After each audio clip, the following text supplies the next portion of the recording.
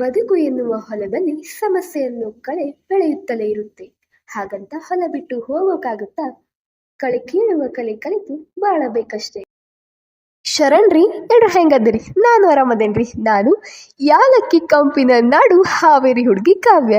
Hello, good morning everyone, welcome to my mini vlog. ಇವತ್ತಿನ date 29/6/2025.